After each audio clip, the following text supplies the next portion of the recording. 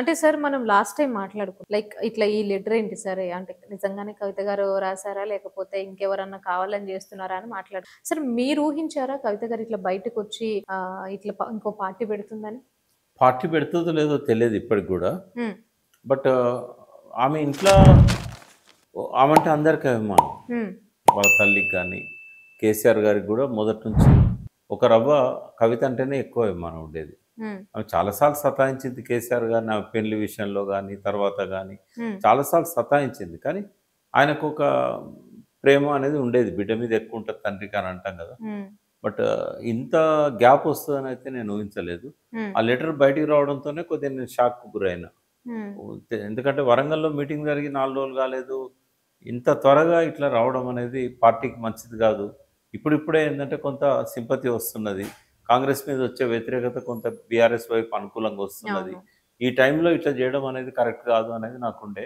అందుకే నేను కొద్దిగా ఆ పార్టీలో ఇప్పుడు నేను లేను వాస్తవంగా.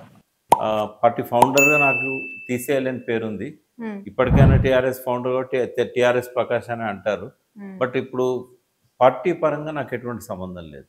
ఓకే. నేను అందులో మెంబర్‌ని గాదు ఇప్పుడు. కనీసం సాధారణ సభ్యుడిని గాదు. హ్మ్. ఏ రకమైన బాధ్యతలు నాకు లేవు.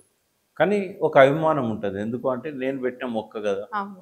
జయశంకర్ గారు మేమంతా కలిసి సో, అందరం సార్ ఇప్పుడు నేను హ్మ్. అడగాలనుకుంది అదే సార్. ఇప్పుడు హ్మ్. మీరు స్టార్ట్ చేసినటువంటి టీఆర్ఎస్, బీఆర్ఎస్ అయ్యి ఇప్పుడు కేసీఆర్ గారు 2 సార్లు ముఖ్యమంత్రి అయ్యి, సో, మీరు పెట్టుకున్నటువంటి పార్టీ ఈ విధంగా అయ్యి, ఎవరికి వాళ్ళు విడిపోయేలాగా అయింది అనంటే, సో, ఇవన్నీ పరిణామాలు చూస్తుంటే మీకు ఏ విధంగా అనిపిస్తుంది? అంటే మేము అందరం కలిసి పెట్టిన పార్టీ అనే ఫీలింగ్ కంటే గూడా హ్మ్.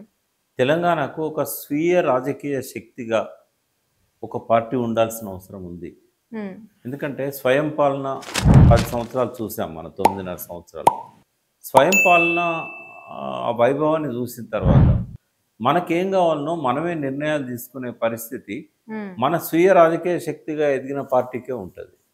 ఇప్పుడు జాతీయ పార్టీలకు 100 సమస్యలుంటాయి. 28 రాష్ట్రాల్లో ఇదొక రాష్ట్రం అయిద్ది వాళ్ళకి. కాబట్టి వాళ్ళకి ఆ ఇంట్రెస్ట్‌లు ఉండవు. వాళ్ళకి ఆ కన్సర్న్ ఉండదు.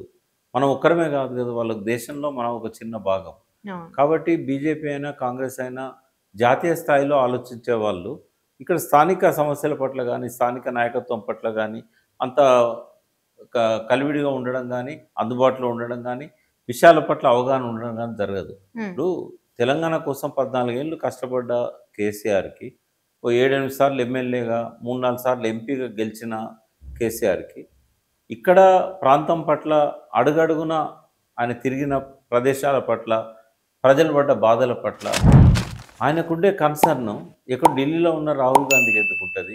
మోడీ గారికి ఎందుకుంటది? వాళ్ళెవరినో పెడతారు ఇక్కడ. ఆ పర్సన్ ఎన్నడూ తెలంగాణ గూడా అనలేదు. హ్మ్. ఇప్పటికి గూడా అనలేదు. ముఖ్యమంత్రి అయ్యి 1 ½ ఇయర్ అయినా జై తెలంగాణ అనలేదు. అమరవీరుల స్తూపం దగ్గర పోయి నివాళులర్పించలేదు. ఉద్యమ ఓకే. కాలంలో రాజీనామా చేయమంటే రాజీనామా చేయలేదు. మళ్ళా ఇదే టీఆర్ఎస్, కాంగ్రెస్ కలిసి ఆయనను టీఆర్ఎస్, టీడీపీ కలిసి 2009లో మొదటిసారి ఎమ్మెల్యేని చేశాయి. టీఆర్ఎస్ సపోర్ట్‌తోనే అయిండు. హ్మ్. బట్ ఎన్నడూ గూడా ఆయన తెలంగాణ అనలేదు. మొట్టమొదలు టీఆర్ఎస్‌లోనే ఉండే. రేవంత్ రెడ్డి టీఆర్ఎస్‌లో జెడ్పీటీసీ టికెట్ అడిగితే ఇయ్యకపోతే ఎళ్ళిపోయిండు. కానీ ఆయనకెప్పుడు గూడా తెలంగాణ పట్ల ఒక ప్రేమ గాని, అభిమానం గాని, మమకారం గాని, ఈ ప్రాంత సమస్యల పట్ల అవగాహన గాని లేదు. ఇప్పుడు ప్రతిదానికి ఆయన రాహుల్ గాంధీ మీద ఆధారపడాల్సొస్తుంది. ఇప్పటికి 50 సార్లు ఢిల్లీకి పోయాడు. అవును. అంటే స్వయం పాలన అనుభవించిన వాళ్ళు ఇటువంటి పరిస్థితిని చూస్తే చాలా బాధ అనిపిస్తాం. అవును. మన నిర్ణయాలు మనం తీసుకోలేకపోతున్నాం. ఢిల్లీ మీద ఆధారపడాల్సిన కర్మ మనకెందుకు? అప్పుడేమో ఆంధ్ర వలసవాదం, ఇప్పుడేమో ఢిల్లీ రాజకీయాలు మనల్ని శాసిస్తున్నాయి. కాబట్టి బీఆర్ఎస్ అయినా, ఇంకొక పార్టీ అయినా తెలంగాణ పార్టీ తెలంగాణను రూల్ చేయాలి తప్ప, జాతీయ పార్టీలు రూల్ చేస్తే తెలంగాణ అధోగతి అనేది నా అభిప్రాయం. ఓకే. అదే పద్ధతిలో జరుగుతుంది పాలన గూడా.